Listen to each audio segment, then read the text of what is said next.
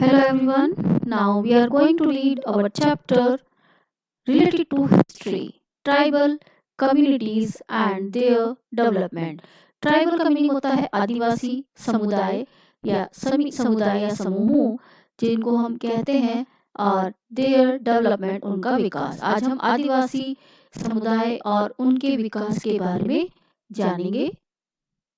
These are What is tribe? Tribe क्या होता है? All things we know in this chapter. And let first see key terms of this chapter. Caste, a type of social group. सामाजिक group का एक प्रकार जिसको हम cast के रूप में जानते हैं.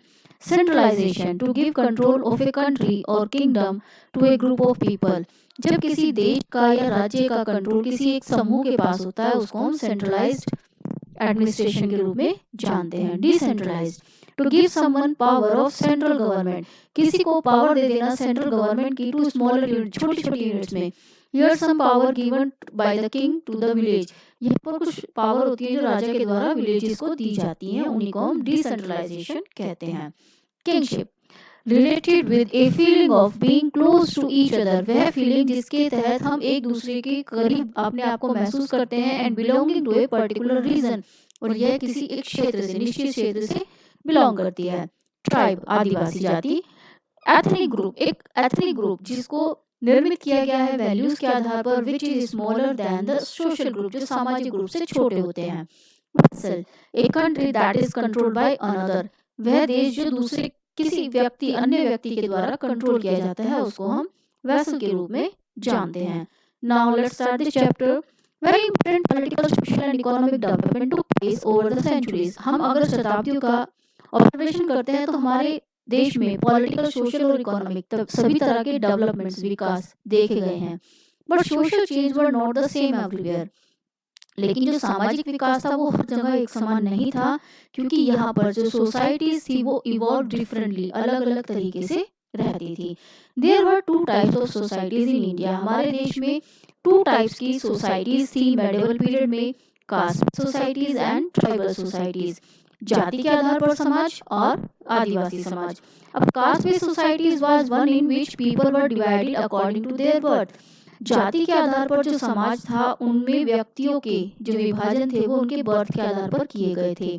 There was a huge gap between high and low caste group, और इस समुदाय में उच्च जाति और निम्न जाति के बीच एक बड़ा गैप देखने को मिलता था, दायरा देखने को मिलता था. Tribal societies did not have this division, लेकिन जो आदिवासी जातियां थी उनके बीच इस तरह का कोई डिवीजन नहीं था.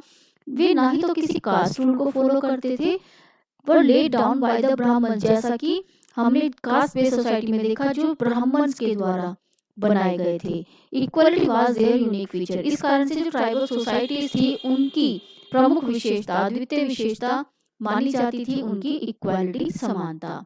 अब हम बात करेंगे ट्राइबल पीपल्स कौन थे. Tribals were found in almost every region of the subcontinent, हमारे देश के बहुत सभी हिस्सों में मोस्ट ऑफ ट्राइबल पीपल पाए जाते हैं. But much is known about them, but not much is known about them, लेकिन इनके बारे में हमें बहुत कुछ ज़्यादा नहीं पता है. This is because there are a few source that could give relevant information, क्योंकि बहुत कम ऐसे सोर्सेज हैं जिनसे हमें इन एरियाज के इतिहास में जानकारी प्राप्त होती है. The reason behind this is that very few tribes kept written records, इसका एक रीजन यह भी है कि जो ट्राइबल्स थे, आदिवासी थे, उनका रिटन रिकॉर्ड नहीं रखा जाता था, वे अपना रिटन रिकॉर्ड नहीं रखते थे. But the tribals preserve their tradition, पर वो अपने प्रिजर्व का मीनिंग होता है सुरक्षित रखना, अपनी परंपराओं को, रीति रिवाजों को और अपनी ओरल ट्रेडिशंस को सुरक्षित रखते थे. Tribal histories are being written using this information, और जो ट्राइबल हिस्ट्रीज है, इतिहास है, वो इस इंफॉर्मेशन को रिटन रूप में रखने के लिए यूज करते थे. Each tribe had its own custom, सभी प्रजाति का, आदिवासी प्रजाति का अपना अपनी प्रथाएं थी, अपने रीति रिवाज थे और अपना लाइफस्टाइल था. कुछ स्मॉल थी ट्राइबल जो समुदाय, बहुत कुछ छोटे थे, और कुछ पावरफुल और शक्तिशाली और बड़े भी थे. The tribals generally resides in areas, अब जो आदिवासी प्रजातियां हैं मोस्ट ऑफ ऐसे एरियाज में रहती थी जो बहुत दूर दराज से, रिमोट में दूर दराज के एरियाज थे, और जिनमें जो डिफिकल्ट रीजन्स के रूप में जाने जाते थे. टेराइन्स का मतलब होता है क्षेत्र, एरियाज, डिफिकल्ट एरियाज के रूप में उनको जाना जाता था. इसलिए they remain isolated and cut off from the outside world. यही कारण था कि इन दूर दराज के इलाकों में रहने के कारण वो बाहरी दुनिया से अलग थे, बिल्कुल कटे हुए थे। Due to this they were able to preserve their tradition and culture. यही कारण था कि वो अपनी स्वयं की ट्रेडिशन, प्रथाओं को और कल्चर को सुरक्षित रखने में सफल रहे, क्योंकि वहां तक बाहरी कल्चर का प्रभाव नहीं पहुंच पाया। Tribal societies considered of members united by kinship bonds. और जो ट्राइबल्स मेंबर्स थे वो एकजुट थे, किसके कारण? किनशिप बॉन्ड्स के कारण एकजुट थे। Different tribes follow different types of occupations. अलग अलग प्रजाति के आदिवासी अलग अलग ऑक्यूपेशंस को, व्यवसाय को यूज करते थे। Some obtain their livelihood from agriculture, just like agriculture. Some were nomad, जो एक प्लेस से दूसरे स्थान पर मूव करते रहते थे। कुछ हंटर गैदरर्स थे, हर्डर्स थे, मवेशियों को इधर उधर घुमाते रहते थे और उनको मूव कराते थे।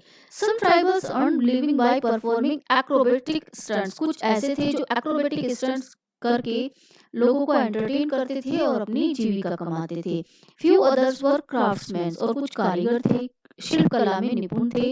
Who sold there craft work, जो अपना शिल्प वर्क को बेचते थे और अपनी आजीविका कमाते थे। Lands and pastures were own, जो उनके पास जो लैंड थी, पास्चर्स अपने अपने मवेशी पशुपालन करते थे वो, joined by a tribe and this was divided according to the own rules। और ये जो जातियां थी, प्रजातियां थी, आदिवासी जातियां, ये अपने रूल्स पर फॉलो करती थी, अपने रूल्स को अमंग द फैमिलीज, उनके अपनी फैमिली में अपने रूल्स फॉलो किए जाते थे। The tribals often choose to live in areas.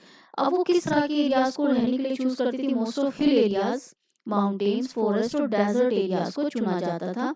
Though the tribals retained their independence and preserved their culture and tradition, they often clashed or caste-based societies।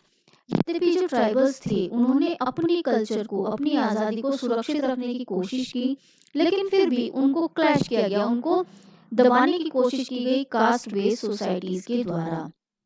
अगर हम बात करें भारत में ट्राइबल पॉपुलेशन की, तो किस तरह से हम ट्राइबल पॉपुलेशन को देखते हैं? Tribal population in India is scattered all over the country. Scattered का मीनिंग होता है फैले हुए होना। जितनी भी ट्राइबल सोसाइटीज हैं हमारे देश में अलग अलग एरियाज तक फैली हुई हैं। ट्रेडिशनली, परंपरागत रूप से most of the tribes have in India have lead the nomadic life. ज्यादा से ज्यादा जो प्रजातियां हैं वो नोमैडिक, बंजारों जैसा जीवन जीती हैं, विद नो परमानेंट, जिनके पास कोई स्थायी हाउस नहीं है, होम्स नहीं है, and only aspect that permanent in nature is their constant migration place from place to place. और वे प्रकृति प्रदत्त एरियाज में, परमानेंट एरियाज में इधर से उधर मिग्रेट करते रहते हैं, प्लेस टू प्लेस घूमते रहते हैं। Some of the tribes in India were Baluchis. कुछ ट्राइबल्स पीपल्स हैं जो ब्लूचीज के नाम से जाने जाते हैं, और वो कहाँ पर? North west, Khokhars, Gakkhars in Punjab, Bhils and Kolis in western parts, Gonds in central India, and Khasis in Nagas and Ahoms in the east, and the Marwars, Badagas and Todas towards the south. ये सब लोकेशंस बताई गई हैं इस तरह की आदिवासी प्रजातियां जो हमारे देश में आज भी मौजूद हैं। The medieval period was challenging for the life of the tribe. जो मेडिवल पीरियड है, मध्यकालीन समय है, वो एक चैलेंजिंग काल के रूप में जाना जाता है ट्राइबल्स के लिए। The migration of other peoples including European. अब जो मिग्रेशन था, एक स्थान से दूसरे स्थान पर जो मिग्रेशन था यूरोपियन पीपल्स का, वो ट्राइबल क्षेत्र में आ चुके थे। Migration European peoples mean Britishers, और ये सबसे बड़ी चुनौती के रूप में जाना जाता था। Another reason was that due to the rapid expansion of agriculture, जैसे जैसे खेती का बढ़ाव करने के लिए जंगलों को काटा गया, डेंस फॉरेस्ट को, तो क्योंकि जो ट्राइबल पीपल्स थे वो जंगलों में रहते थे, तो उनका जो एरिया था वो नष्ट होने लगा। तो forest were the original homes most of the tribe. जो आदिवासी जातियां थी, मोस्ट ऑफ उनका ओरिजिनल होम फॉरेस्ट ही माने जाते थे, तो इस कारण से ये भी एक चुनौती था उनके लिए। Thus in many places the tribals have been uprooted from their original villages। यही कारण था कि कई प्लेसेस पर जो ट्राइबल्स थे उनको उनकी जड़ से उखाड़ दिया गया था, uprooted जड़ से उखाड़ दिया गया था, उनके ओरिजिनल विलेजेस से उनको बाहर कर दिया गया था। And forced into exposure new culture, और नए कल्चर को फॉलो करने के लिए उनको फोर्स किया गया था। This exposure led to some more changes in their lives and culture, जिसके कारण उनकी लाइफ और उनकी संस्कृति में बहुत सारे परिवर्तन उत्पन्न हो चुके थे। कुछ places पर these tribals adopted certain aspects of these cultures and to lead settled life। कुछ एरियाज में इन ट्राइबल्स पीपल्स ने इन कल्चर को, अलग अलग एरियाज के कल्चर को स्वीकार किया और वहां पर सेटल्ड हो गए by adopting modern methods of agriculture and hunting. नए नए तकनीक उन्होंने सीखी, पर in some cases a tribal evolve into a full fledged state और kingdom.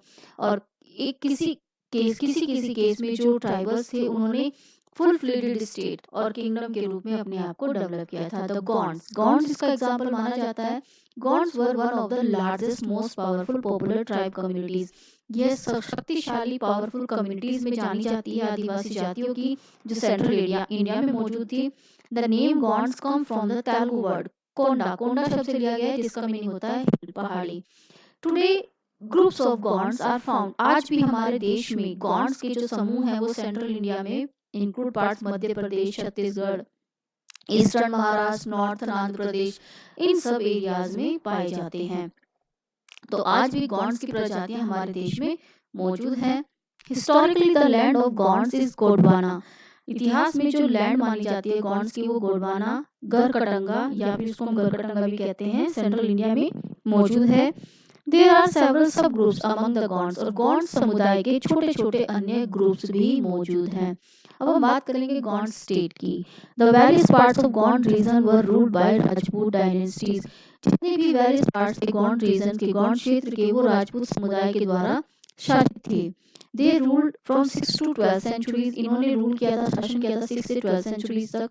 With the passing of time, जैसे जैसे समय व्यतीत हुआ, several groups among the Gonds formed themselves into kingdom। समय के बीतने के साथ साथ बहुत सारे ग्रुप्स ऐसे थे गॉन्ड समुदाय के जिन्होंने अपने आप को किंगडम्स और चीफडम्स में डिवाइड कर दिया, डेवलप कर दिया बाय द 15th सेंचुरी तक। दे वर फर्मली एस्टैब्लिश्ड। वे निश्चित रूप से स्थायी रूप से एस्टैब्लिश हो गए with in the present day state of Maharashtra. आज जिसको हम महाराष्ट्र जानते हैं, मध्य प्रदेश जानते हैं। Important Gond kingdoms had their capital. जो प्रमुख गॉन्ड समुदाय थे, राज्य थे, उनकी अपनी अपनी राजधानियां थी, हेडक्वार्टर्स थे at Mandla, Kerala, Kherla and Devgarh and Kanada. Interestingly, अब रोचक तथ्य ये था कि all of the Gonds capitals were located close to the hill और रिवर। जितनी भी गॉन्ड्स कैपिटल्स थी वो हिल्स, पहाड़ियां और रिवर के पास मौजूद थी। The Gonds had a centralised administrative system. इनका जो एडमिनिस्ट्रेटिव सिस्टम था वो सेंट्रलाइज था, केंद्रीकृत था। The kingdom was divided into garhs. जो ग्रहस थे उनमें डिवाइड किया गया था। ईच ग्रह was under particular Gond clan. Clan means एक राजा, एक समूह, एक गोंड क्लान के अंडर में यह शासित होता था। This was further divided into units. और इसको यूनिट्स में 84 विलेजेस की यूनिट्स में डिवाइड किया गया था जिनको चौरसिया कहा जाता था। एंड चौरसियास को भी डिवाइड किया गया था, सब डिवाइड किया गया था बारहोट्स में। And each बारूच was made of 12 villages each. प्रत्येक बारूच में 12 विलेजेस को शामिल किया जाता था। यहाँ पर वंडरफुल टू नो फैक्ट्स है जिसको आप जान सकते हैं कि क्यों राजपूत बनना चाहते थे। वो गॉन्ड्स जो थे अपने आप को राजपूत के रूप में डेवलप करना चाहते थे। इस फैक्ट्स को पढ़िए और आपको इसको जानने में इजी होगा। The most powerful famous Gond ruler was. जो प्रमुख शासक माना जाता है, फेमस रूलर के रूप में रानी दुर्गावती को जाना जाता है, जो गरकटंगा की रानी थी। She was a capable queen. वह एक सक्षम रानी थी। And started ruling the behalf of her minor son. और अपने छोटे बेटे, अपने बहुत छोटे एज का जो बेटा था उसके बिहाफ पर वो शासन करती थी। उनके शासनकाल में the king flourished and became more extensive. उनके शासनकाल में जो शासन उनका राज्य था वो बहुत अधिक फ्लोरिश हुआ, दूर दूर तक फैला। Akbar the great gave her A peaceful offer. अब अकबर जो थे उस समय उन्होंने उनको एक ऑफर दिया, the suzerainty of the Mughals and agreeing to became the vassals but she refuse. कि वो मुगल्स की अधीनता स्वीकार करें और एक वेसल, एक कंट्री जिस पर मुगलों का अधिकार होगा उसके रूप में अपने राज्य को चलाएं, पर उन्होंने उससे इनकार कर दिया। इन 1565 the Mughal force under Ashraf Khan attacked. उसके बाद मुगल फोर्स थी जो आसफ खान के अंडर में, उन्होंने गरकटंगा पर अटैक किया। A strong resistance was put up by Rani Durgavati. एक स्ट्रॉन्ग विद्रोह रानी दुर्गावती के बाद किया गया, के द्वारा युद्ध के रूप में किया गया, लेकिन उनको हरा दिया गया। She along with her son sacrifice their lives. उन्होंने अपने बेटे के साथ अपनी लाइफ को बलिदान कर दिया on the battlefield like true warriors, एक सच्चे योद्धा के रूप में। Asaf Khan invaded the Chaurasia, and Asaf Khan ने चौरस नगर पर चौरा ग्रह पर फोर्ट ऑफ रानी, जो रानी का किला था दुर्गावती का, उस पर आक्रमण किया। And was shocked to see that the women had jumped into the fire, और उसी के सामने उस वुमेन ने आग में छलांग लगा दी। Asaf Khan collected a lot of booty and carried the gold, वहां से बहुत सारा खजाना, सिल्वर, ज्वेल्स, आइडल्स, मूर्तियां, एलिफेंट्स, ये सब जो विक्ट्री के सामान के रूप में उन्होंने कलेक्ट की। The gones were weekend and the Marathas completed the task of Asaf Khan when around the 18th century they crushed their power and royalty. उसके बाद जो मराठास थे उनके साथ मिलकर आसफ खान के साथ उन्होंने गौंड समुदाय को 18th सेंचुरी में पूरी तरह से क्रश कर दिया, नष्ट कर दिया था। Gonds in the present time, अब आज के समय में गॉन्ड्स किस तरह से मौजूद है? गॉन्ड प्रजातियां, Gond tribes lives in small village even today, आज भी छोटे छोटे गांव में ये प्रजातियां पाई जाती हैं। इनका जो मेन ऑक्यूपेशन है वो एग्रीकल्चर है, पर कुछ ऐसे हैं जो कैटल रियरिंग, पशुपालन भी करते हैं। उनका जो चीफ क्रॉप्स है वो है मिलेट्स, मेज, पल्सेस, जिनको हम मॉनसून क्रॉप्स भी कहते हैं। अब यहाँ पर आपका वन वर्ड भी बनता है, which are the monsoon crops. तो इन विंटर में, सर्दियों के सीजन में वो कौन कौन सी फसलें उगाते हैं? Wheat, cotton and oil seeds को उगाया जाता है। The farmers use traditional method of agriculture, और किसानों के द्वारा परंपरागत तकनीक को यूज किया जाता है खेती के लिए। वे plough the field with drawn by oxen, बैलों के द्वारा खेतों को जोता जाता है। In fact some of Gonds sub groups such as hill Maria practice slash and burn cultivation, और कहीं कहीं पर स्लैश एंड बर्न यानी जूम कल्टीवेशन को भी फॉलो किया जाता है। सम गॉन्ड सब ग्रुप्स प्रैक्टिस कारपेंट्री, और कुछ ऐसे ग्रुप्स भी हैं जिनमें कारपेंट्री और ब्लैक स्मिथी, लोहार का काम किया जाता है। इन particular the black Smiths A prominent position in the village, यहाँ पर जो ब्लैक स्मिथ्स है, लोहार हैं, उनकी एक अपनी पोजीशन है विलेजेस में, because iron is most main metal, जो यहाँ की मेटल से धातु है वो आयरन के रूप में यूज की जाती है। इस कारण से लोहार का जो स्थान है वो प्रमुख बहुत अच्छा माना जाता है गौंड समुदाय में। The Gonds are rigid when it comes their tribes, जब गॉन्ड्स अपने ट्राइब्स समुदाय में आते हैं, देयर कस्टम एंड ट्रेडिशंस को निभाते हैं, वो बहुत सख्त हो जाते हैं, रिजिड हो जाते हैं। They do not permit other tribes, वे अन्य किसी समुदाय को अपने एरियाज में एंटर करने की इजाजत नहीं देते। The Ahoms, now next प्रजाति is Ahom. Ahom are the part of Shan tribe, ये Shan tribe से related हैं। They belongs to Assam, which is presently in north eastern state. ये आसाम में आज भी जिसको हम नॉर्थ ईस्टर्न स्टेट के रूप में जानते हैं वहाँ पर मौजूद हैं। According to historians, इतिहासकारों के अनुसार जो आसाम शब्द है वो अहोम शब्द से ही लिया गया है। And have सब group from differ from each other in the form of and spirit, यहाँ से differ माना जाता है एक सब ग्रुप के रूप में। In 13th century, Ahoms migrated to the Brahmaputra valley, जो अहोम्स थे वो मिग्रेट हुए थे ब्रह्मपुत्र वैली आसाम से, फ्रॉम प्रेजेंट डे म्यांमार, जिसको हम आज के रूप में म्यांमार के रूप में जानते हैं। They were tough warrior, वे सख्त वॉरियर थे, and created a new style of state of suppressing old political system of landlords, और उन्होंने एक नए स्टेट, एक राज्य की स्थापना की थी जिसमें पॉलिटिकल सिस्टम जो था लैंडलॉर्ड्स का वो मौजूद था। By 1660 they could even make high quality gunpowder, उनके द्वारा कैनन्स, तोपे और गन पाउडर का निर्माण किया गया था। Ahoms had to fight the Mughals, Ahoms ने मुगलों के साथ संघर्ष किया था। The brave Ahoms put up to tough resistance but were defeated, जो अहोम्स थे, ब्रेव अहोम्स थे, उन्होंने एक सख्त समुदाय की स्थापना की थी लेकिन फिर भी वो एक संघर्ष के लिए एक सख्त ग्रुप बनाया था, लेकिन फिर भी वो हार गए थे। Aurangzeb annexed the Ahom capitals Garhgaon but could not retain it for long, Aurangzeb ने जो कैपिटल थी अहोम की गरगौन, उस पर कब्जा किया था, लेकिन वो भी लंबे समय तक उसको अपने पास नहीं रख पाए। The Ahom rules A vessels of the Mughals, जो अहोम से वो शासन करते थे मुगल्स की एक कंट्री पर। Ahoms were true and hard working, जो अहोम्स थे वो सख्त और हार्ड वर्किंग मेहनती थे।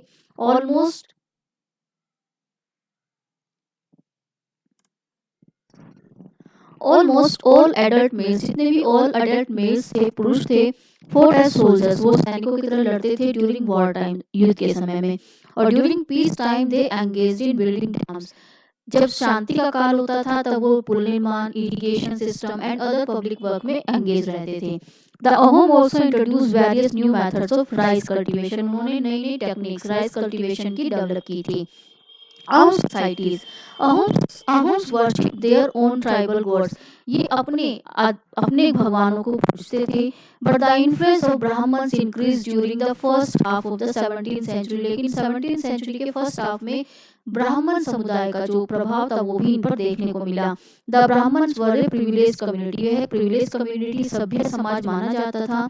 Land grants were given by the king, यहाँ पर इन ब्राह्मण वर्ग को राजा के द्वारा टेम्पल्स के निर्माण के लिए लैंड दी जाती थी। But Ahom king did not completely give up there traditional, लेकिन फिर भी जो अहोम किंग थे उन्होंने पूरी तरह से अपनी परंपराओं को नहीं छोड़ा आफ्टर एडॉप्टिंग हिंदुइज्म को अपनाने के बाद भी।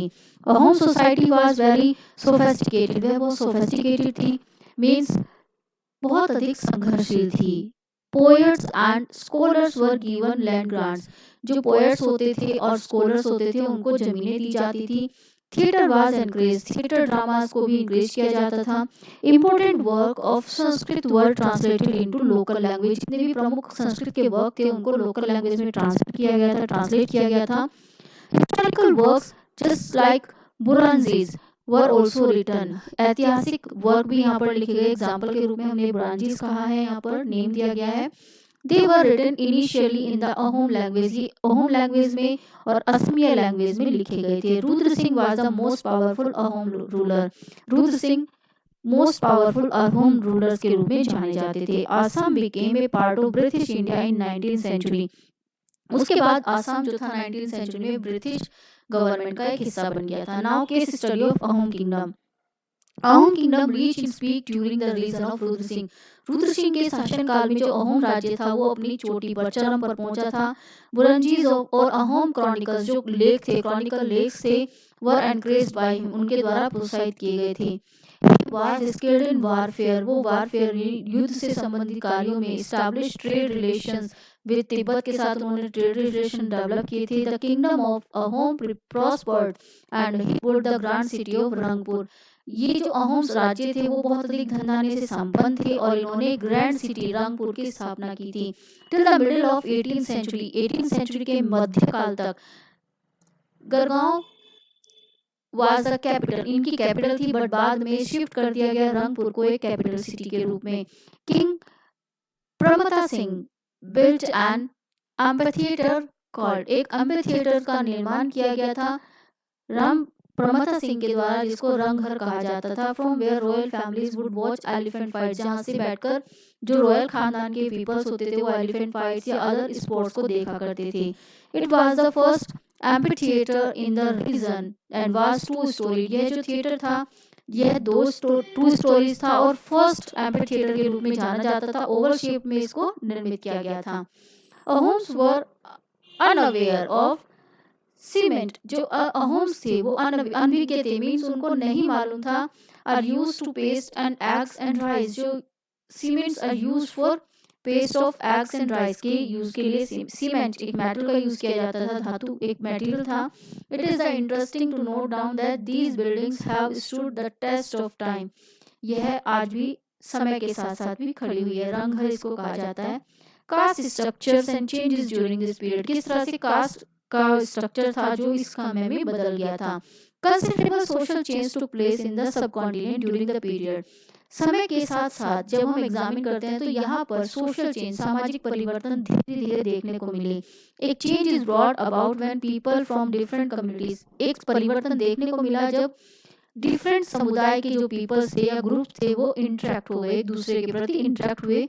दे इन्फ्लुएंस ईच अदर, वे अपनी सभ्यताओं से एक दूसरे को प्रभावित करने लगे। And more ways than one, varna based society and the tribals constantly interacted with each other, जो वर्ण बेस्ड सोसाइटी थी, समुदाय था और ट्राइबल्स था, वो लगातार एक दूसरे से इंटरेक्ट करने लगे। As time passed, जैसे जैसे समय बीता, many of them merged with caste based societies, उनमें से बहुत अधिक मर्ज हो गए कास्ट बेस्ड सोसाइटीज के साथ, and other however rejected both, और कुछ ने दोनों को ही रिजेक्ट कर दिया, कास्ट सिस्टम को भी, ऑर्थोडॉक्स हिंदुइज्म को भी।